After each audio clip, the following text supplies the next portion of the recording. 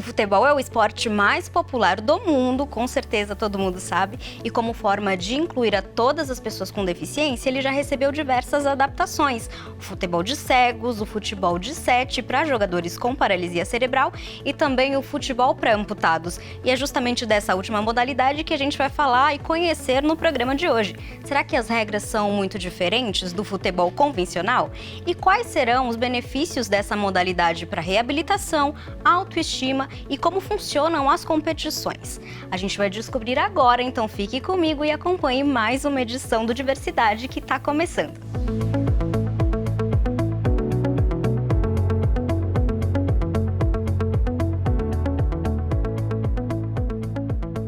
Olá, como vai você que nos assiste? Eu sou a Suelen Gonçalves e você é muito bem-vindo. Quem já nos assiste já sabe, mas para quem está assistindo pela primeira vez, eu vou me audiodescrever. Dessa forma, é possível incluir a todos que acompanham o programa. Eu sou uma mulher cadeirante, de estatura baixa, tenho cabelos e olhos castanhos escuros, meu cabelo é longo e cacheado. Eu uso óculos e no programa de hoje eu estou usando uma camiseta lilás com detalhes na gola e nas mangas, na cor branca. Estou usando também calça preta e sapatos pretos. E quem eu recebo para falar a respeito da pauta de hoje é o coordenador da Confederação Brasileira de Futebol para Amputados, o Diego Nunes, e também o atleta da Seleção Brasileira de Futebol para Amputados, o Wesley Magalhães, a quem eu dou as boas-vindas. Bem-vindos, meninos. Obrigada por estarem aqui. Muito obrigado pela oportunidade. Eu vou pedir para vocês também se audiodescreverem para a nossa audiência, tá bom? Bom, meu nome é Diego Nunes, sou um rapaz de estatura de 1,70 m, né, mediana, cabelos pretos, corte social, barba rala, tom de pele pardo. Estou vestindo um agasalho da Seleção Brasileira de Futebol para Amputados, com o logo ao meu lado direito da CBFA e ao lado esquerdo da Confederação Brasileira de Futebol. Estou usando sapatos pretos com solados branco. Olá, meu nome é Wesley, tenho 27 anos, sou uma pessoa de estatura alta, tenho 1,80 m, cabelo preto, da cor parda. Também estou usando um uniforme da Seleção Brasileira com um tênis bege. Obrigada, gente. Agora eu já vou direto ao ponto, que eu acho que é a dúvida de todo mundo. Como funciona as regras do futebol para amputados? Se é a mesma coisa do futebol convencional, o que muda? Quais são as adaptações? A medida do campo é campo fut 7, só que tem a medida de 60 por 40. A área, não sei a metragem direito, mas o goleiro ele tem a deficiência de um dos braços e durante o jogo ele tem que enfaixar o braço, colocar o braço por dentro da camisa e ele só defende com a mão que ficou para fora, que a gente fala que é normal. Eles não podem sair dentro da área, entendeu? São 2 tempos de 25, cada time tem uma parada e a substituição não tem limite, são rotativas. Não tem impedimento, lateral a gente coloca a bola no chão em cima da linha e toca. Mais ou menos, basicamente são essas regras que são diferentes do futebol de andante. De resto é tudo a mesma coisa. Posso completar? Por favor. A muleta é a extensão do braço, então se propositalmente pegar a muleta na bola seria falta, dentro ou fora da área. Para ser goleiro, uma formação congênita ou amputação do membro superior. E para ser jogador de linha, joga-se com muleta canadense, tem que ter amputação ou uma formação congênita de membro inferior. O que seria essa muleta canadense? Qual que é a aquela diferença? que gruda no braço. Ah, legal. É a muleta canadense. Quando a gente fala de esporte adaptado, né, quando a gente fala de para-atletas, na verdade, falta muita visibilidade, não se dá assim a devida importância quanto para o futebol convencional, falta apoio financeiro, enfim, eu queria saber como funciona essa parte de patrocínio, conversa com empresas, captação de recurso. Olha, Sueli, é um assunto que eu poderia ficar aqui horas falando sobre o tema, porque é bem complexo mesmo. Ainda mais falando do futebol para amputados, que não é uma modalidade paralímpica, é uma modalidade ainda paradesportiva. Então, obviamente, não tem tanto holofote, tanto recurso.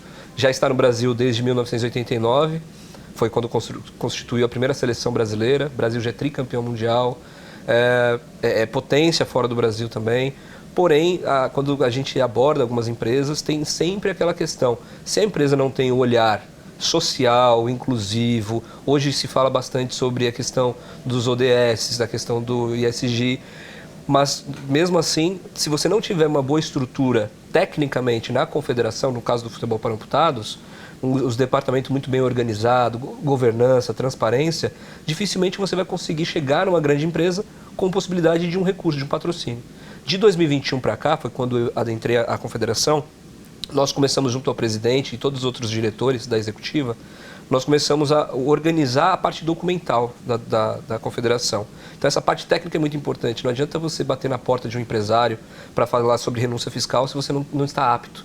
Não adianta você bater na porta de um parlamentar para solicitar uma emenda ou um apoio empresarial de maneira direta se você não apresentar um bom material. Ninguém vai querer associar sua marca a algo que está administrativamente bagunçado, vamos colocar assim dessa forma, né?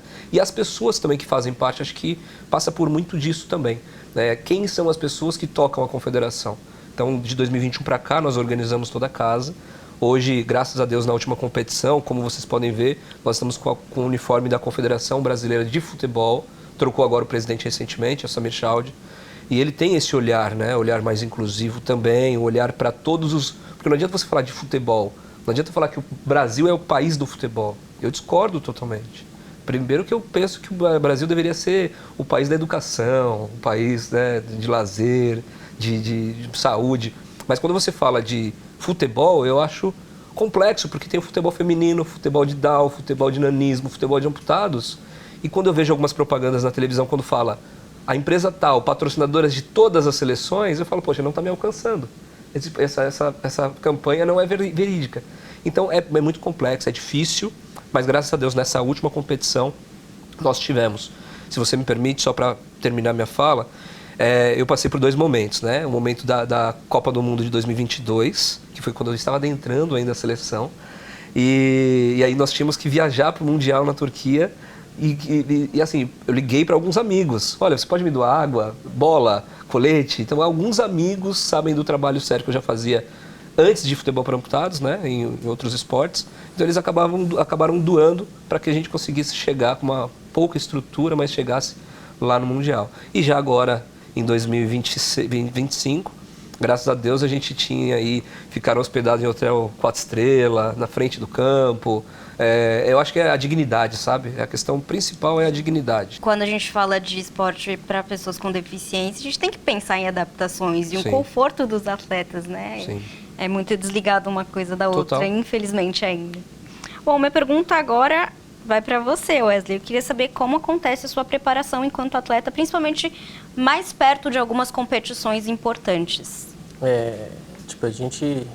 A princípio, eu tenho uma preparação muito alta, de bastante treino intenso assim, entendeu? Como a gente sempre tem um calendário anual, então, eu nunca deixo para chegar próximo da competição e começar a me preparar. Então, já começo preparando desde o início do ano, às vezes até faço uma pré-temporada por fora, assim, por conta mesmo, onde eu faço os treinamentos lá perto de onde eu moro, com o preparador físico lá, que também é do meu clube. Então eu sempre tenho uma preparação intensa aí, treino 3 a 4 vezes na semana, depende muito se vai ter jogo ou não.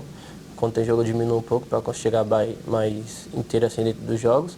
Mas minha preparação é sempre em alto nível para sempre estar se destacando nas competições. Bom, Diego, eu queria saber, você tem grandes contribuições nesse meio, como para regulamentações dentro do esporte, que impactaram inclusive o desenvolvimento, né, a atuação das pessoas com deficiência. Eu queria saber dessa parte também, do seu planejamento, das suas contribuições, como você pensa nas resoluções para essa modalidade. Eu posso até prefiro dizer, sozinho a gente não faz nada, né? Então, tenho que agradecer a oportunidade que o presidente Felipe Catunda nos dá, o vice-presidente Adilson Nunes, entre outras pessoas da diretoria, que a gente dá ideias, né? Então, assim, eu sou advogado, sou apaixonado por esporte, e aí eu me atrevo no direito desportivo. Então, quando eu cheguei no futebol para amputados, eu vi que precisava fazer coisas básicas, fazer adaptações. O futebol feminino ele evoluiu bastante porque pegou algumas coisas do futebol masculino e começou a ser aplicado. Questão de visibilidade.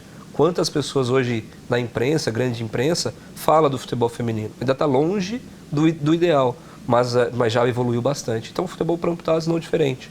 Então, um regulamento de competição, claro, falando das regras, no contexto global. Teve a mudança da Lei Geral do Esporte, a antiga Lei Pelé. Então tem que estar adaptado, tem que estar muito bem antenado ao que está acontecendo. Passou pela casa aqui, foi aprovado pela casa uma lei chamada Dia do Amputado e Semana do Futebol para Amputados, aprovado pelo vereador Silvinho Leite. Foi eu que apresentei a ele essa ideia, porque através disso a gente sabe que pode propiciar, por exemplo, um curso para treinador. Não adianta eu cobrar uma equipe ser estruturada ou ela ter mais condições técnicas, não estou falando nem de jogo, estou falando de chegar bem no jogo, né? Se não tiver esses laços, se não tiver uma orientação. Hoje a gente colocou como obrigatório uma comissão técnica ter uma pessoa com o CREF, antigamente não era obrigatório. Então se via muito ex-atleta, se via muito pai de atleta na beirada do campo. Então como você vai falar de regra com ele se ele nunca falou de regra, sabe? Vai muito além de muleta na bola, vai muito além do jogo. Então a questão de direito de imagem, direito de transmissão, hoje, graças a Deus, todos os nossos jogos são transmitidos. Isso facilita chegar nas grandes empresas, né? Falar, olha, peraí, não tem essa questão de casa de aposta, que sempre chega e se fala. Então, a questão da governança também. Então, acho que a minha contribuição maior é técnica e a paixão. Eu queria saber agora da parte dos equipamentos, né? Bola, enfim. O que difere também do futebol convencional, e também queria saber de você como você começou, como surgiu esse sonho.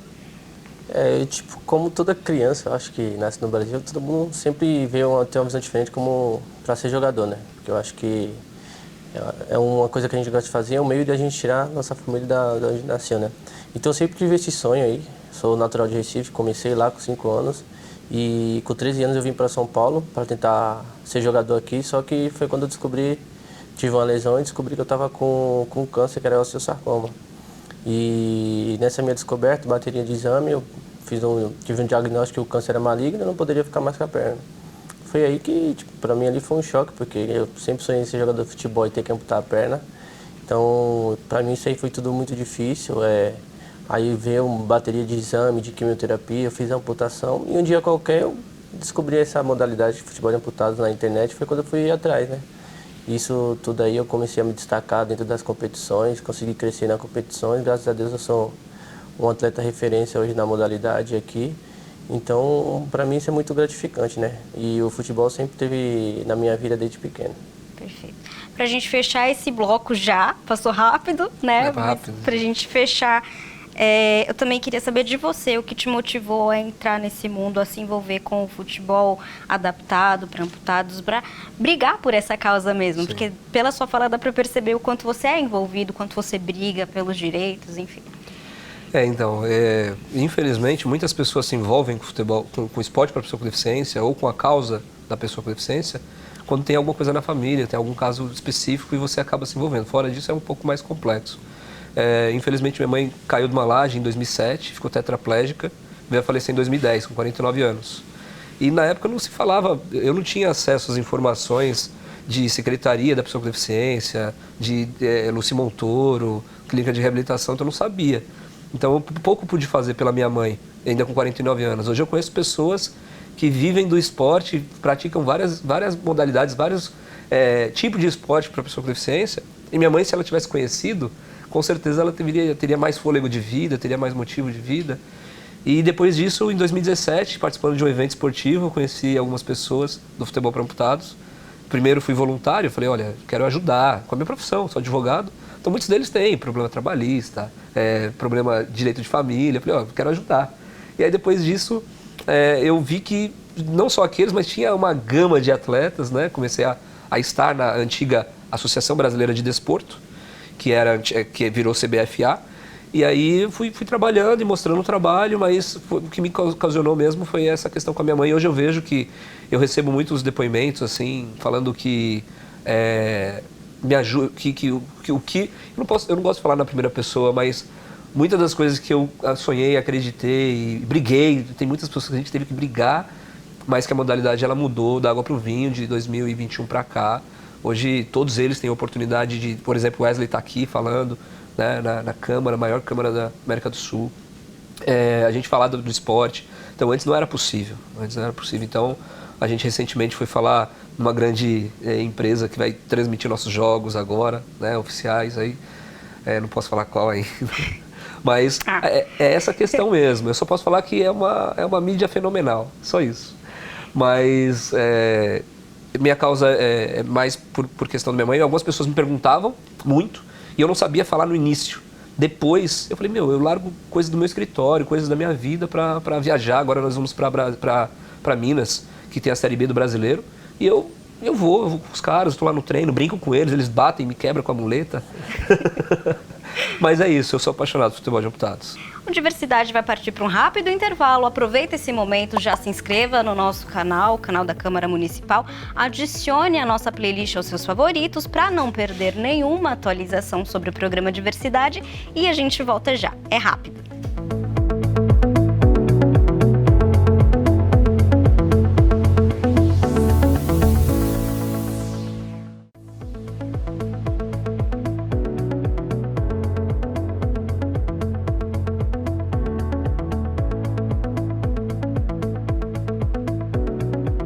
Estamos de volta falando sobre o futebol para amputados. Aqui no estúdio comigo, Wesley Magalhães, que joga na Seleção Brasileira de Futebol para Amputados, e também o Diego Joel Nunes, coordenador da Confederação Brasileira de Futebol para Amputados. E eu já volto aqui conversando com o Wesley. Eu queria saber o quanto a sua vida mudou depois que você entrou e, enfim, quais foram as suas maiores conquistas até então, junto à seleção? Para mim, o futebol de amputados mudou muito, né? Porque depois da amputação eu não queria nem saber de futebol, de nada. E depois que eu conheci essa modalidade ali, eu poder estar com pessoas que, posso dizer assim, que é a mesma coisa que eu. Ali é onde a gente deixa todos os problemas fora do que a gente tem fora, assim, esquece tudo, a gente brinca, a gente dá bastante risada e, tipo, é uma modalidade que eu nem imaginava e, tipo, me levou para lugares assim tão bonito, me fez conhecer outro país. Então eu sempre falo assim, talvez se eu tivesse com as duas pernas eu não chegaria onde eu cheguei com uma. Então eu serei eternamente grato a essa modalidade, assim, amo de paixão, vivo de verdade, assim. E posso falar o que for assim, mas não vai ter uma palavra que vai descrever o quanto eu sou grato pela essa modalidade. E referente à conquista, graças a Deus eu tenho bastante aí, eu acho que no Brasil eu já ganhei tudo. Desde 2018 aí a gente vem conquistando bastante títulos. Tipo assim, eu acho que todas elas são importantes, mas a mais importante foi a última, o Sul-Americano, onde eu consegui conquistar um título aqui no meu país, defendendo a minha seleção, assim, que era um sonho meu. Eu sou o capitão da seleção e eu pude levantar o troféu, então, como eu falo, eu tô aí, tipo, vai ficar lembrado pro resto da vida. A foto vai estar lá na minha casa e toda vez que eu vou olhar, vou lembrar assim, eu vou falar, não, eu realizei um dos meus sonhos. Tenho um objetivo muito grande ainda, vou trabalhar muito, se Deus quiser, o ano que vem a gente conquista aí. Que eu acho que é o ápice de tudo, é uma Copa do Mundo, então a gente está trabalhando muito aí para ver se tudo dá certo, se Deus quiser, a gente traz essa Copa do Mundo aqui pro Brasil. Se Deus quiser, a gente vai torcer muito para isso, com certeza. Eu falo por mim e por todo mundo.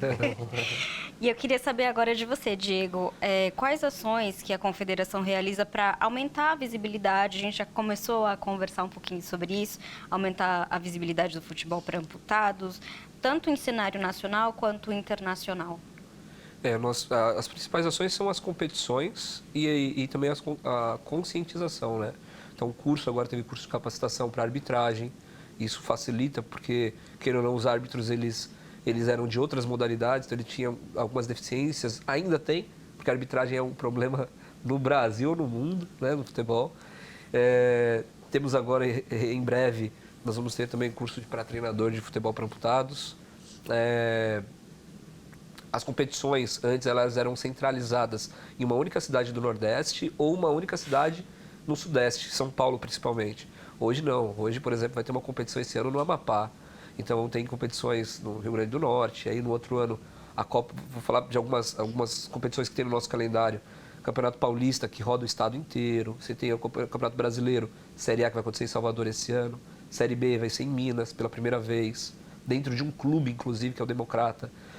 Copa Norte e Nordeste. Então são 31 equipes no Brasil que a gente, cada dia mais, pessoas entram em contato no nosso telefone ou entram em contato pelo Instagram da Confederação, falando, olha, eu quero jogar, onde pelo amor de Deus, onde fica?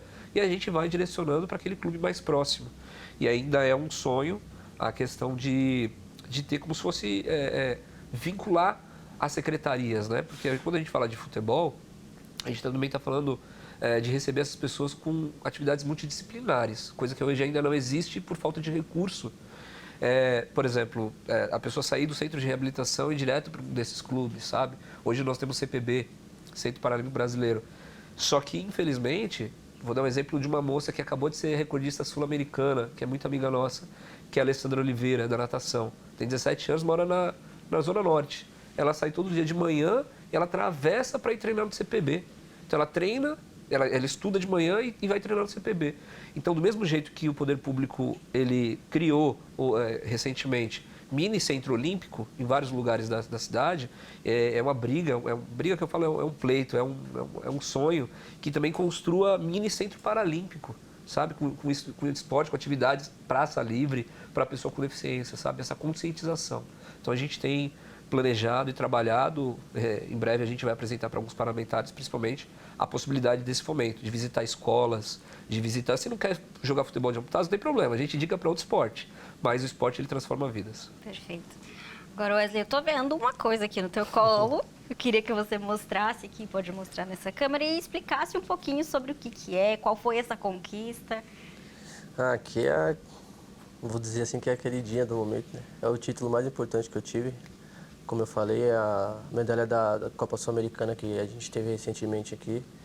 Eu até brinco, ela fala, tá dando mais que eu, todo lugar que eu vou tem que estar levando ela, mas aqui é muito importante. Foi uma briga para chegar de lá, porque meu pai, quando é campeão, ele quer pegar tudo. Mas aqui é uma conquista. Uma das minhas conquistas, né, e a mais importante. Perfeito. Até o momento. Se você me permitir isso, Wesley. Por favor. O pai do Wesley é o torcedor número 1 da seleção. A gente foi para a Turquia, ele fez uma oração pra gente, ele chora. Quando a gente foi campeão agora sul-americano, antes de chegar nos meninos, ele desceu da arquibancada chorando, assim, ele até me emociona um pouco, porque ver essa relação do pai com o filho e ver isso se realizar dentro do Pacaembu, que é o palco do futebol mundial, fala até arrepia, porque quantas pessoas não queriam estar ali? Quantas pessoas não queriam ter essa possibilidade de abraçar seu filho e falar, nós fomos campeões? E eu acho que o título muito maior que essa medalha, que o troféu, é a felicidade deles, né? A felicidade dele é voltar para casa, dar um abraço e falar, meu, tô bem, tô feliz, tenho filho, tenho família. A pessoa com deficiência ela pode fazer qualquer coisa. Sim. A pessoa vem antes da deficiência, até na palavra.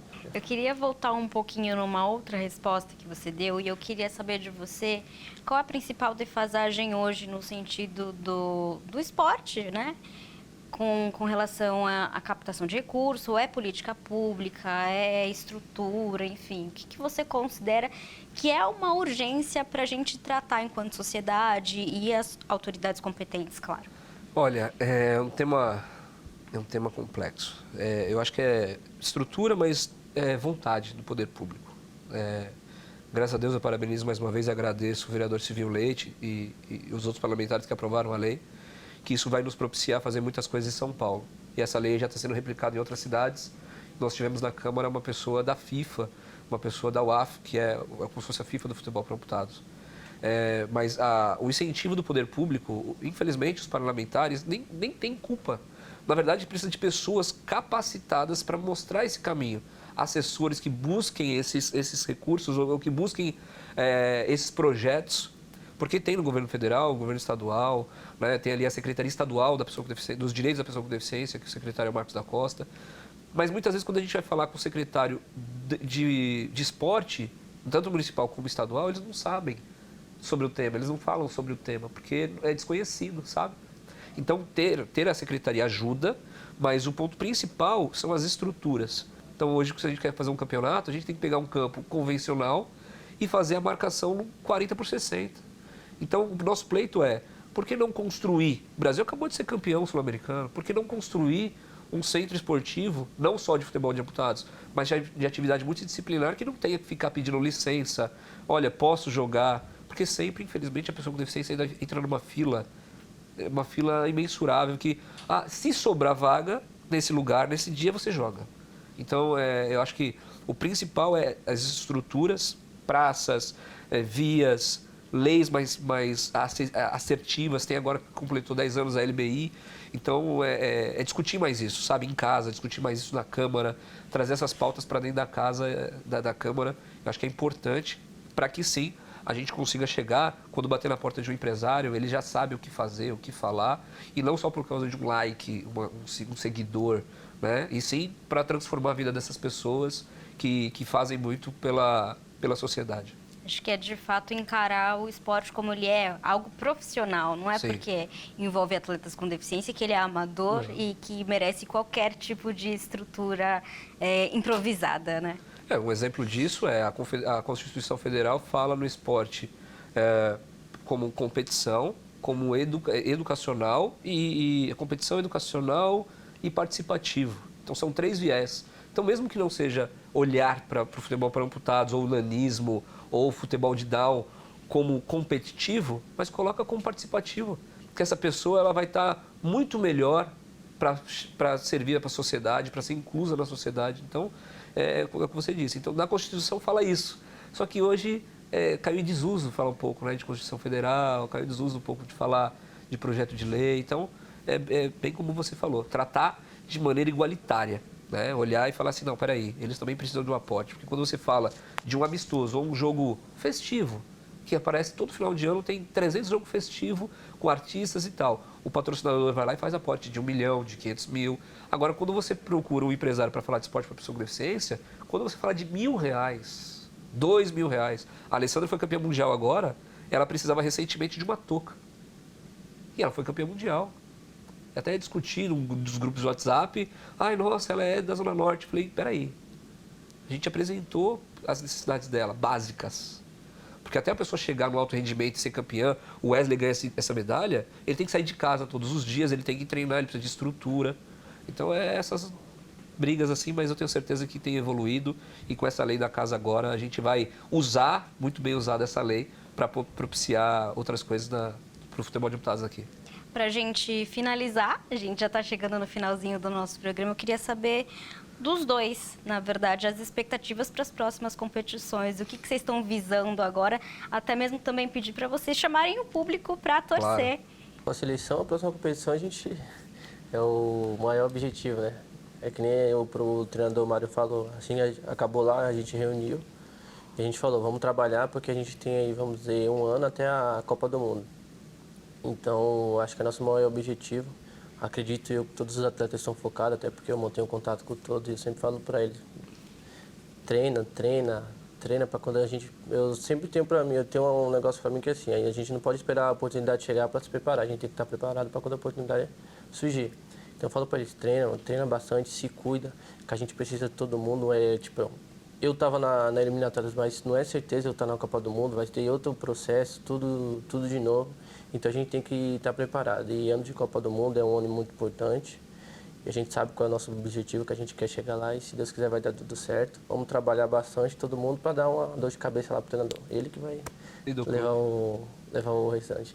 E no clube, que é minha equipe, que é o Acre Clube, né? Que é aqui da Zona Norte. A gente vai disputar o brasileiro aí, viaja dia 6 para Salvador. Se Deus quiser vai dar tudo certo, a gente vai trabalhando bastante para sair com o título de lá e, vamos dizer assim, que encerrar o ano com chave de ouro, entendeu? A gente já tem alguns títulos aí colecionados esse ano, que foi a Copa do Brasil, estamos na semifinal do Paulista e tem esse brasileiro também para a gente estar disputando. Se Deus quiser vai dar tudo certo e a gente vai ser campeão. Estamos na torcida. Bom, primeiro convidar todo mundo para conhecer o futebol para amputados. É maravilhoso, é incrível, transforma vidas, é prazeroso assistir. Se tiver voluntários, pessoas que querem participar, profissionais que querem trabalhar, que querem se envolver mais, isso é importante, então convido a todos. Falar da expectativa, Suelen, a gente tem uma expectativa muito alta, né? Costumo dizer, falo com minha esposa, se você me permitir, antes de falar da expectativa, recentemente minha filha, Antonella, tem 8 anos, e ela passando com a minha esposa numa via, ela encontrou um rapaz amputado, que estava fora de um salão de cabeleireiro e ia cortar o cabelo. E aí ela falou, mamãe, eu quero falar com ele. Quero falar com ele para falar que meu papai trabalha com futebol de amputados. Aí falou com ele, aí ele foi lá no Acre. Né, que é um time mais próximo da região. E aí, na apresentação que a gente se reúne, e cada um fala o motivo da amputação, quanto tempo tem de modalidade, e eu não o conhecia pessoalmente. E aí ele falou, foi uma menininha, baixinha, que me chamou e tal. E aí eu me emocionei, lógico, porque é isso que fica. E falar da questão das competições, como o Wesley bem disse, vai ter o Brasileiro agora, Série B em Minas, eu vou. Série A também, em Salvador, também eu vou. Não tem tempo para passear, acaba a competição, a gente tem que voltar, infelizmente. Mas sou apaixonado por Salvador, né? E são 12 equipes em cada competição. E o Mundial. O Mundial a gente teve na Turquia, passamos alguns perrengues lá, né? Mas eu tenho certeza que agora na Costa Rica, em 2026, vai ser tudo diferente. E a gente vai chegar muito forte. E todo mundo que tiver possibilidade, vá assistir. Tem a equipe de São Paulo, é a única equipe de São Paulo foi constituída em 2024, que é o Acre Clube Futebol para Amputados, ali na Zona Norte de São Paulo. Então, nós temos a intenção aí de trazer inúmeras pessoas, não só para competir. Nós queremos acolher e depois disso a pessoa decide se vai competir, se vai brincar, se vai ter como lazer. Perfeito. Só me resta dizer que a minha torcida está com vocês e também, claro, agradecer pela honra de receber vocês aqui para essa conversa. Obrigada, meninos. Nós que agradecemos. A gente que agradece pela oportunidade. Bom, o Diversidade fica por aqui, mas toda sexta-feira, a partir da 13h, a gente tem uma edição com novos convidados e novas histórias de inclusão, então não perca. Nos siga também no Instagram, @Câmara São Paulo, para acompanhar todos os conteúdos e transmissões importantes do Legislativo Paulistano. Rede Câmara São Paulo, sua conexão com a política da cidade.